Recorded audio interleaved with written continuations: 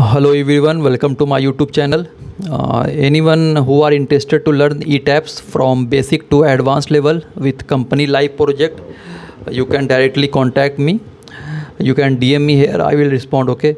So today I am going to discuss about vibration analysis. What is vibration analysis and where we can use vibration analysis. So generally vibration analysis जो होती है ये generally उस जगह पे use की जाती है जब स्ट्रक्चर्स वेरी लाइट वेट की स्ट्रक्चर्स हो, अगर स्ट्रक्चर्स आपकी बहुत ही लाइट वेट की हो, अगर स्ट्रक्चर आपकी लाइट वेट हो तो उस जगह पे आप यूज़ कर सकते हो वाइब्रेशन एनालिसिस। जब आप एनालिसिस के परफॉर्म करते हो उसके साथ साथ फिर आप उस जगह पे यूज़ कर सकते हो। एक तरह से देख सकते हो कोई स्टील स्ट्रक्चर्स हो गया तो स्टील स्ट्रक्चर में भी हम लोग वाइब्रेशन एनालिसिस परफॉर्म करते हैं। इसमें जनरली हम लोग जो चेक करते हैं वो एक तरह से तो फ्रीक्वेंसी चेक की जाती है, स्ट्रक्चर की फ्रीक्वेंसी चेक की जाती है। उसके अकॉर्डिंग ही हम लोग देखते हैं कि वो स्ट्रक्चर वाइब्रेशन में वो स्ट्रक्चर वो एब्जॉर्ब कर पा रहा है कि नहीं, या फेल हो रहा है। एक जनरली लिमिट दी गई है, एक अलग अलग स्ट्रक्चर्स के लिए एक लिमिट दी गई है फ्रीक्वेंसी की। जब हम लोग एनालिसिस करते हैं उसका फ्रीक्वेंसी से चेक करते हैं और देखते हैं अगर वो अंडर लिमिट है तो ठीक है, लेकिन अगर ओवर लिमिट है तो उस कंडीशन में हम लोग स्टिफनेस बढ़ाते हैं स्ट्रक्चर्स की। उससे क्या होता है कि जब स्टिफनेस बढ़ाई जाती है तो वो एब्जॉर्प्शंस को मतलब वाइब्रेशंस को एब्जॉर्ब कर लेगा। क्लियर। तो जनरली आप लाइट वेट में यूज़ कर सकते हो, कोई स्टील स्ट्रक्चर रहा उसमें यूज़ कर सकते हो। उसके साथ साथ एक बंजी जंपिंग प्लेटफॉर्म होती है, उसमें हम लोग वाइब्रेशन एनालिसिस परफॉर्म करते हैं। जो आपकी बंजिंग जंपिंग प्लेटफॉर्म, आप अगर कभी केरल घूमने जाओगे तो बंजी जंपिंग प्लेटफॉर्म वहाँ बहुत फेमस है। तो वहाँ जनरली उस तरह की स्ट्रक्चर्स में आपको परफॉर्म करनी पड़ेगी वाइब्रेशन एनालिसिस। उसके साथ साथ भी कोई स्विमिंग पूल जंपिंग प्लेटफॉर्म हुआ है तो वहाँ पे भी हम लोग जनरली क्या करते हैं, स्विमिंग पूल जंपिंग प्लेटफॉर्म। तो स्विमिंग पूल जंपिंग प्लेटफॉर्म जो है तो उस जगह पे भी आपको वाइब्रेशन एनालिसिस परफॉर्म करनी है। क्लियर।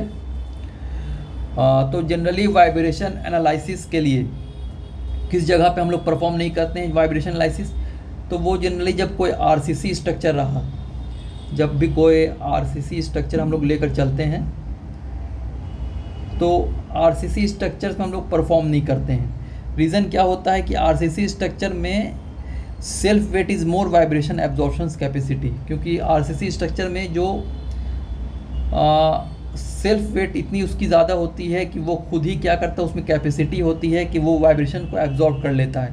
तो इसलिए आरसीसी स्ट्रक्चर में नहीं करते हैं। लेकिन किस आरसीसी स्ट्रक्चर में आपको करना है कि अगर कोई बहुत ज़्यादा लॉन्ग स्पैन है, कोई स्ट्रक्चर है वो बहुत लॉन्ग स्पैन है कैंटिलीवर पार्ट में, ठीक है ना, तो ओवर हैंगिंग पार्ट में बहुत ज़्यादा है, तो उस कंडीशन में हम लोग वाइब्रेशन एनालिसिस परफॉर्म करते हैं। क्लियर। लेकिन मोस्टली जो हम लोग परफॉर्म करेंगे वाइब्रेशन एनालिसिस तो ये मोस्टली स्ट्रक्चर हो, कोई लाइट वेट स्ट्रक्चर हो गई, कोई स्टील स्ट्रक्चर हो गई, या बंजिंग जंपिंग प्लेटफॉर्म आप करोगे, या स्विमिंग पूल जंपिंग प्लेटफॉर्म। जैसे इसमें क्या हो बंजिंग जंपिंग में कि ये पार्ट जो आपकी होती है एक तरह से ये आरसीसी की होती है, लेकिन आगे जो पार्ट होती है पूरी स्टील की बनी होती है, ठीक है ना। इस तरह से देखते हो बनी रहती है पूरी, और यहाँ से लोग जंप करते हैं। तो इसके लिए जनरली हम लोग क्या करते हैं कि कैलकुलेट करते हैं स्टेप वाइज कि इसकी कितनी पर सेकंड आ रही है, वाइब्रेशंस क्या आ रही है, उसके अकॉर्डिंग देखी जाती है। और इसलिए इस जगह पे आपको वाइब्रेशन एनालिसिस परफॉर्म करना होता है। अब वाइब्रेशन एनालिसिस जनरली जब भी आप ई टैब में एनालिसिस कर रहे हो तो किस जगह पे वाइब्रेशन एनालिसिस हम लोग चेक करते हैं, तो हमेशा सर्विस क्रैक्ड मॉडल में, जब भी आप सर्विस क्रैक्ड मॉडल बनाओगे तो उसमें हम लोग बंजिंग ये वाइब्रेशन एनालिसिस को चेक करते हैं। क्लियर।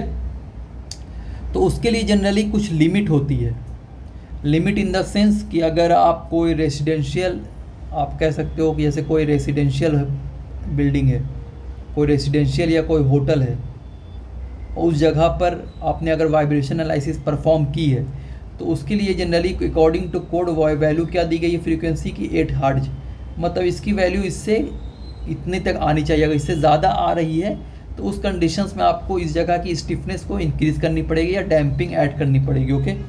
उसी तरह से कोई अगर ऑफिस बिल्डिंग है या कोई कॉमर्शियल कोई बिल्डिंग है आपकी है, कोई आप दे सकते हो। कोई अगर कॉमर्शियल बिल्डिंग है या कोई आपकी कोई ऑफिस बिल्डिंग है, तो उसके लिए जो वैल्यू होती है वो क्या होती है, दैट इज़ कॉल्ड 6 हर्ट्ज। तो इस तरह से जनरली हम लोग लेकर चलते हैं। उसी तरह से कोई लेबोरेटरी हो गया, तो उस कोई इक्विपमेंट, कोई मशीन जगह पे रखी हुई है, तो उस जगह पे कोई जगह है, कोई आरसीसी स्ट्रक्चर, वहाँ पे आपने मशीन रखा है, ठीक है ना, first floor, second floor, third floor पर, तो उस जगह पे आपको वाइब्रेशन एनालिसिस परफॉर्म करनी है। या कोई आरसीसी स्ट्रक्चर है जहाँ पर आप जिम है, सेकंड फ्लोर पर, थर्ड फ्लोर पर, फोर्थ फ्लोर पर, तो उस जगह पर क्योंकि इक्विपमेंट बहुत ज़्यादा होगी, वाइब्रेशन होगी, तो उस जगह पे आपको वाइब्रेशन एनालिसिस परफॉर्म करनी है आरसीसी स्ट्रक्चर में भी, ये याद रखना, ठीक है। एंड उसके साथ साथ कोई अगर इक्विपमेंट हो गया, कोई लेबोरेटरी हो गया, तो उसके लिए जनरली जो वैल्यू दी गई है वो 10 हर्ट्ज दी गई है। तो इसके अकॉर्डिंग ही हम लोग देखते हैं कि क्या वाइब्रेशन है। इसका मतलब क्या होता है, एच जेड जनरली क्या होती है, साइक्लिक पर सेकंड। इसका मतलब होता है कि सपोज दैट मैंने अगर 5 लिखा है, तो 5 का मतलब हो गया कि this means that slab will vibrate 5 times per second in its fundamental mode. मतलब 5 टाइम्स क्या होगा, ये वाइब्रेट करेगा। तो उसी के अकॉर्डिंग वैल्यू देखी जाती है। अब फ्रीक्वेंसी की वैल्यू देखी जाती है, तो फ्रीक्वेंसी का जो फार्मूला होता है 1/टाइम पीरियड। लेकिन जब आप मोडल एनालिसिस परफॉर्म करते हो, तो मोडल एनालिसिस के बाद हम लोग जनरली मोडल एनालिसिस में ही, जब अगर आपने वाइब्रेशन एनालिसिस कंसीडर किया है, तो उस जगह पर ऑटोमेटिक वो शो कर देगा। एक जगह पर जैसे आपने टेबल आएगा, तो मोड का एक टेबल आता है, मोड 1, 2, 3, इस तरह से आपने देखा होगा। फिर UX की है, UI की है, PRZ की है। उसी तरह से एक टेबल जो आएगा वो किसका आएगा, तो दैट इज़ कॉल्ड फ्रीक्वेंसी का आएगा। तो फ्रीक्वेंसी की वैल्यू दी रहेगी, उसमें डायरेक्टली 1/टाइम पीरियड लेने की ज़रूरत नहीं है, ऑटोमेटिक ये फ्रीक्वेंसी की वैल्यू दे देगा। मतलब 6 हर्ट्ज दे देगा, 2 हर्ट्ज दे देगा। तो आपको जिस तरह के स्ट्रक्चर, उसके अकॉर्डिंग आपको वैल्यू देखनी है कि कितनी वैल्यू है उसकी वाइब्रेशन एनालिसिस की, उसके अकॉर्डिंग हम लोग देखते हैं। अगर सही है तो ठीक है, ओके। और अगर थोड़ा ज़्यादा हो रहा है, एक्सीड हो रहा है, तो उस कंडीशन में हमको डैम्पिंग या स्टिफनेस प्रोवाइड करनी है, ओके। तो इस तरह से जनरली हम लोग टाइम पीरियड देखते हैं। इन केस अगर टाइम पीरियड के अकॉर्डिंग आपको निकालना है, तो फ्रीक्वेंसी बराबर 1/T होता है। तो अगर टाइम पीरियड की वैल्यू उस जगह पे 0.2 सेकंड है उस फ्लोर पर, तो फ्रीक्वेंसी क्या हो जाएगी, 1/0.2। इसका मतलब क्या है कि 5 हर्ट्ज। तो आपको देखना है, लिमिट उसकी चेक करनी है कि 5 हर्ट्ज कौन सी स्ट्रक्चर है। रेजिडेंशियल है तो उसके लिए दिया हुआ है 8 हर्ट्ज, तो मतलब इट इज़ सेफ। तो उसी के अकॉर्डिंग हम लोग चेक करके देखते हैं।